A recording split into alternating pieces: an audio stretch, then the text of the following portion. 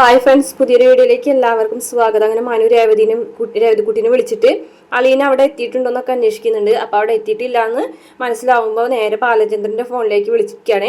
അങ്ങനെ കാര്യങ്ങളൊക്കെ പറയുമ്പോൾ ആരോടും പറയില്ല എന്നുണ്ടെങ്കിൽ രഹസ്യമായിട്ട് നിനക്ക് ഞാൻ ഒരു സ്ഥലം പറഞ്ഞുതരാം, നീ ഇവിടേക്ക് വരാനായിട്ട് പറയുന്നുണ്ട് കേട്ടോ മനുവിനോട്. അതുപോലെ തന്നെ രാത്രിയാവുമ്പോൾ ബാലചന്ദ്രൻ സംഭവങ്ങളെല്ലാം തന്നെ കൃഷ്ണമോളോട് പറയാണ്.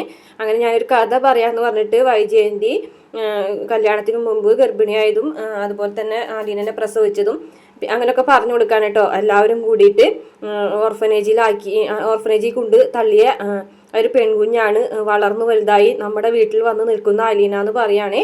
ഇത് കേട്ട് കൃഷ്ണമോള ആകെ ഞെട്ടി തരിച്ച് നിൽക്കുകയാണ് കേട്ടോ. അപ്പോൾ ബാലേന്ദ്രൻ പറയുന്നുണ്ട്, അവള് നിൻ്റെ അമ്മയുടെ മകളാണ്, അതായത് നിൻ്റെ ചേച്ചി. അപ്പോൾ നമ്മളെ കൃഷ്ണമോൾക്കാണെങ്കിൽ വിശ്വസിക്കാനൊന്നും പറ്റുന്നില്ല കേട്ടോ, അമ്മ ഇത്രയും വലിയ ചതി ചെയ്തു എന്നുള്ളത്.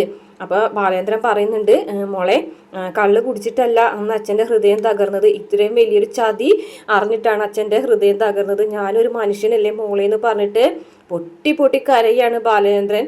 കണ്ട് സങ്കടം സഹിക്കാൻ പറ്റാതെ ബാലേന്ദ്രൻ കെട്ടിപ്പിടിച്ച് കരയാണ് കേട്ടോ കൃഷ്ണമോള്. സങ്കടത്തോടു കൂടി രണ്ടാൾ റൂമിലേക്ക് വരാൻ കേട്ടോ. അപ്പോൾ അലീനയുടെ അടുത്ത് വന്ന് കിടക്കുന്നുണ്ട്. മാത്രമല്ല അലീനനെ കെട്ടിപ്പിടിച്ച് കിടക്കണ കൃഷ്ണമോള് അലീനോടുള്ള ഒരു ചെറുതായിട്ടുണ്ടായിരുന്ന ഒരു വിരോധമൊക്കെ മാഞ്ഞു പോയി കെട്ടിപ്പിടിച്ച് കിടന്നുറങ്ങാണ്. നേരം വിളിക്കുമ്പോൾ അലീനയാണെന്നുണ്ടെങ്കിലും കൃഷ്ണമോളെ സ്നേഹിക്കുന്നൊക്കെ ഉണ്ട് കേട്ടോ. അതിനുശേഷം ബാലേന്ദ്രൻ അലീനോട് ചോദിക്കുന്നുണ്ട് കേട്ടോ, എനിക്ക് ഏറ്റവും ആദ്യം പിറക്കേണ്ട മോളായിരുന്നു നീ എന്നൊക്കെ പറയുന്നുണ്ട്. ഇതേ സമയം ഒരു വിവരം അറിയാതെ കൃഷ്ണമോളെ കുറിച്ച് ഒരു വിവരം അറിയാതെ ആകെ വിഷമിച്ചിരിക്കുകയാണ് വൈജയന്തി.